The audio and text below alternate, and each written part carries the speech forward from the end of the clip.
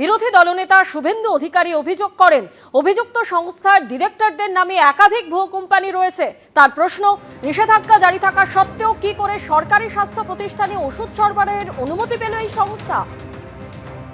এই যে কোম্পানি, এই কোম্পানির মধ্যে মুকুল ঘোষ বলে একজন ডিরেক্টর আছে, বহরমপুরে বাড়ি।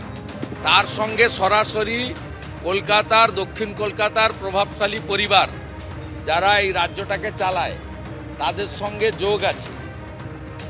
আপনি এমন কোনো জায়গা পাবেন না যেখানে এই পরিবার, তার লোকেরা দুর্নীতির সঙ্গে যুক্ত নয়।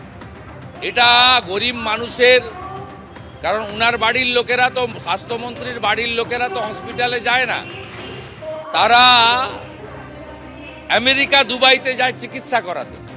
তারা সরকারি হসপিটালে যায় না। সরকারি হসপিটালে নিরুপায় হয়ে যাদের অর্থনৈতিক সামর্থ্য নেই তারাই যায়। আর তাদের জীবনকে কিভাবে ধ্বংস করছে নোয়িং ফুললি ওয়েল। আমার তো মনে হয় স্বাস্থ্য সচিব এবং স্বাস্থ্যমন্ত্রীর বিরুদ্ধে ক্রিমিনাল অফেন্সের এফআইআর হওয়া উচিত। কারণ 22 সালে যে কোম্পানির মেয়াদ শেষ, নারায়ণ স্বরূপ নিগম কি করে 6 মাসের এক্সটেনশন দিয়েছে এই কোম্পানিকে?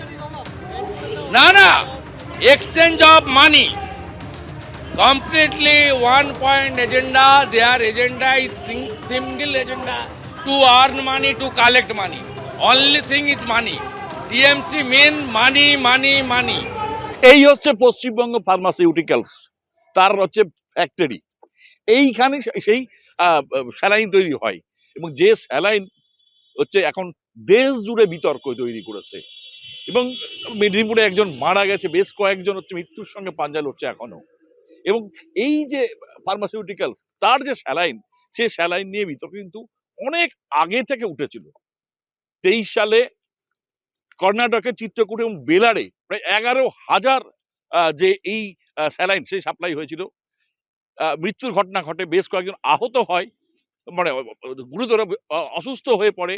এবং তারপরেই গত 7 তারিখে, 7ই ডিসেম্বর, এবং কর্ণাটকের ড্রাগ কন্ট্রোল এবং আমাদের রাজ্যের, পশ্চিমবঙ্গ সরকার রাজ্যের ড্রাগ কন্ট্রোল, তারা যৌথভাবে এই ফ্যাক্টরিতে 3 দিন ধরে তারা কিন্তু অভিযান চালায়।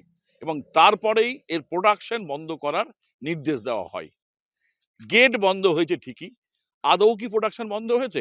আমি দেখাবো যে প্রচুর বাইক রয়েছে এবং শ্রমিকরা এর মধ্যেই রয়েছে। প্রোডাকশন কি বন্ধ রয়েছে আদৌ? এবং প্রোডাকশন যে বন্ধ ও নেই, না হওয়ার সম্ভাবনাই বেশি। তার কারণ মেদিনীপুরে কিন্তু গতকালকেই ঘটনা ঘটেছে, মানে প্রোডাকশন বন্ধের নির্দেশ আগে হয়েছে, তারপরেও কিন্তু ঘটনা ঘটেছে। অর্থাৎ এই স্যালাইন বন্ধের বা স্যালাইন যে অন্তত ভয়ঙ্কর অবস্থা তৈরি করতে পারে, এইটা জানা সত্ত্বেও কিন্তু এই স্যালাইন ইউজ হয়েছে। যেটা হচ্ছে সম্ভবত এখনো পর্যন্ত এই ফ্যাক্টরিতে এই গেটের পরে যাওয়ার কোনো রাস্তা নেই, বন্ধ। ভেতরে শ্রমিক রয়েছে, গার্ড রয়েছে, একেবারে বন্ধ করে দেওয়া হয়েছে। এর মালিক পালিয়ে গেছে এবং শিলিগুড়িতে সদর দপ্তর, সেটাও বন্ধ করে দেওয়া হয়েছে। সব বন্ধ হলেও এর স্যালাইনের কিন্তু ব্যবহার এই রাজ্যে কিন্তু এখনো পর্যন্ত বন্ধ নেই, যে কারণেই কিন্তু আতঙ্ক ছড়াচ্ছে। সনদ শাহ, এবিপি আনন্দ, ইসলামপুর।